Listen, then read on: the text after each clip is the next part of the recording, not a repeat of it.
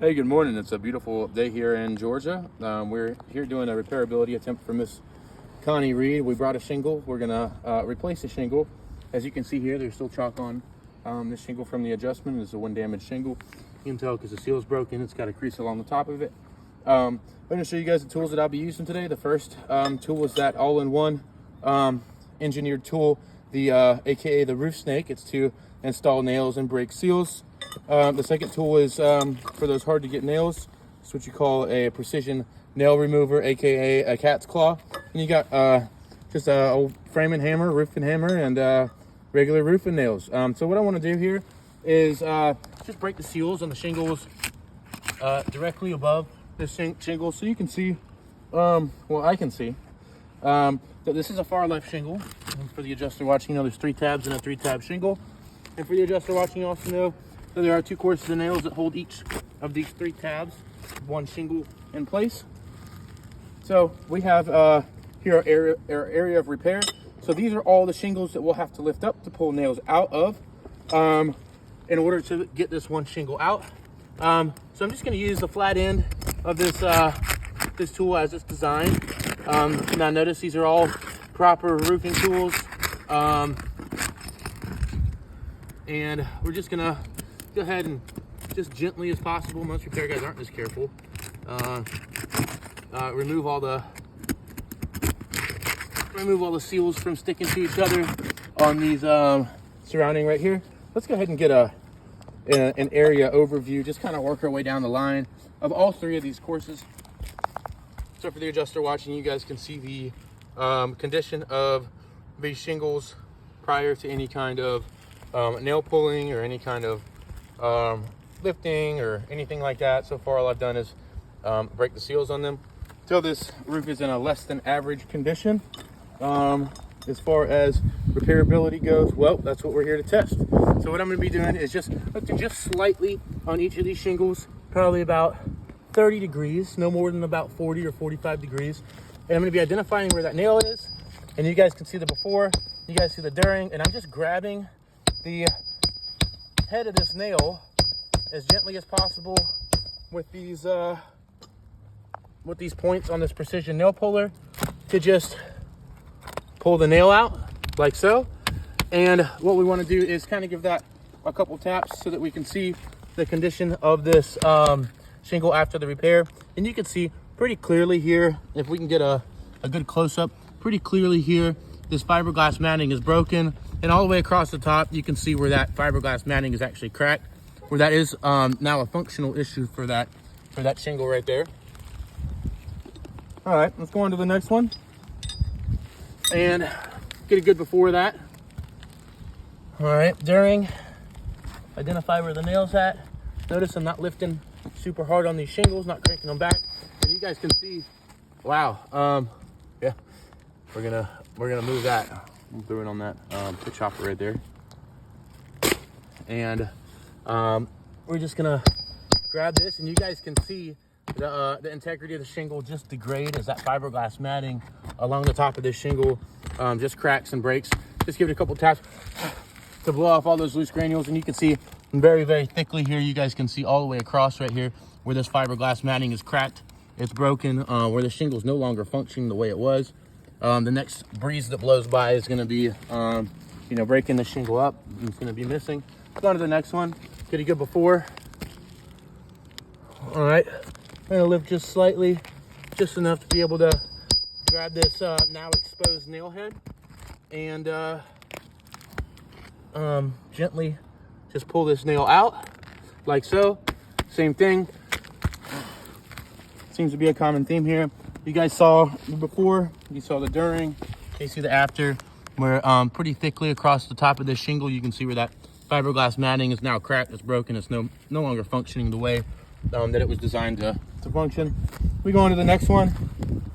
Then we just want to look up under, see where this nail is, identify it, and just very carefully pull this now exposed nail out. You can see where the nails are very old, they're rusted. We'll give this just a couple taps to blow off any of those loose granules But you can see up here at the top of this shingle, you can see where that fiberglass matting is now cracked. It's broken all along the top of this shingle. Yep, so you guys can see that pretty clearly. All right, we go on to the next one. Before, during, I want to identify where that nail's at.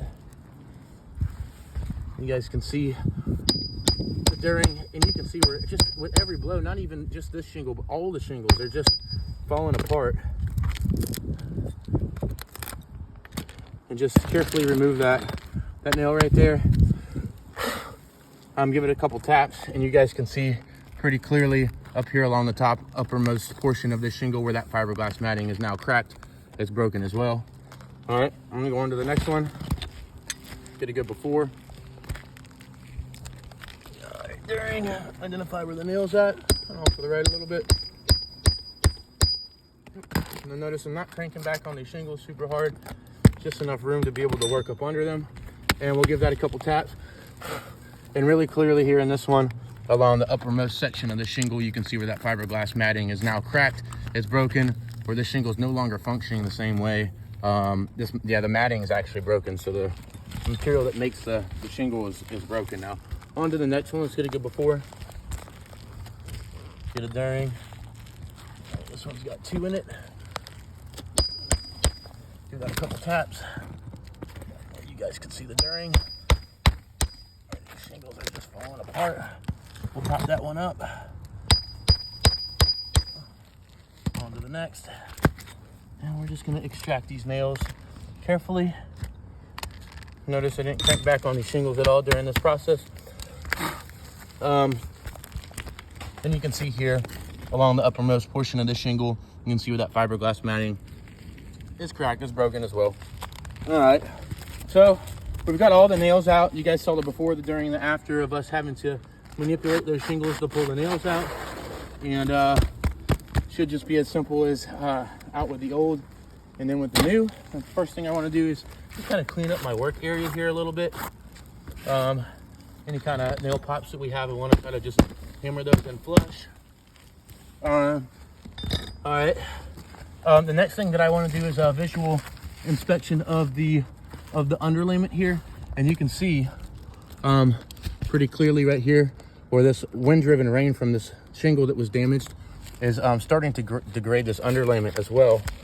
So definitely something to make noteworthy is underlayment in that specific area is now holding moisture. There is functional damage as well. All right. We want to make sure that the shingle fits well, the reveals are right, so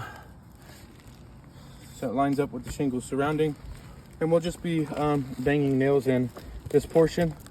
So if you guys are tracking here, bear with me as I get my nails together. And I'll be using that roof snake tool to limit any kind of bending of the shingles right here.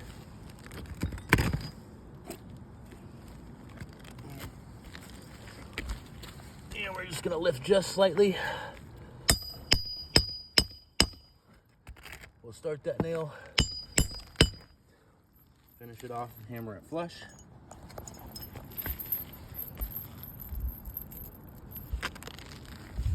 Same thing here on the second shingle. Everywhere I pull the nail out of these shingles, I'll be putting one back in.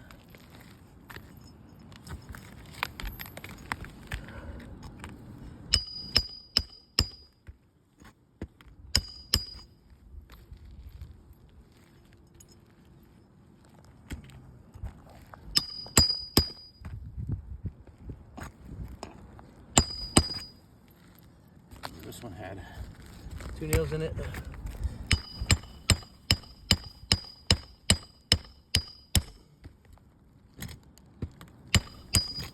Flush.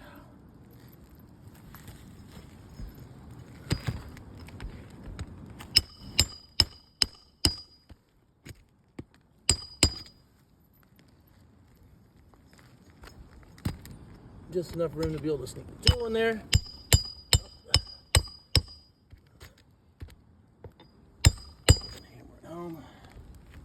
And last one.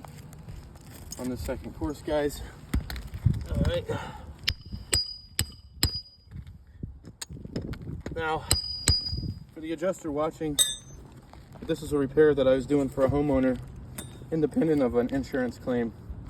They would have to keep going to the ground to get shingle after shingle. As you can see here, up at the top of these shingles right here, you can see where that fiberglass matting on all of them, not just one or two, but all of them have suffered some form of functional damage here. Where we traded one damaged shingle out for 7 damaged shingles. So now we have 7 damaged shingles on this roof. I have to keep going down to the ground to get another shingle, another shingle, another shingle, another shingle, as the next 10-mile-an-hour wind that blows by will knock these guys off. Even if I were to put a new strip of sealant right here, what you end up running into is this fiberglass matting along the top of these shingles is actually compromised. So over time, it may not be immediate, but functionality at this point is immediate. But what ends up happening is that water ends up seeping through this fiberglass and the shingles lost all functionability. So this is not something that as a contractor we can repair. This is not something that we would want to put our names on. We would ask that the insurance adjuster watching this would take into consideration these repairability factors and the fact that this would leave the roof in a less functional position than if we were to just leave the existing storm damage here. Any kind of repair will leave this property worse off. Thank you.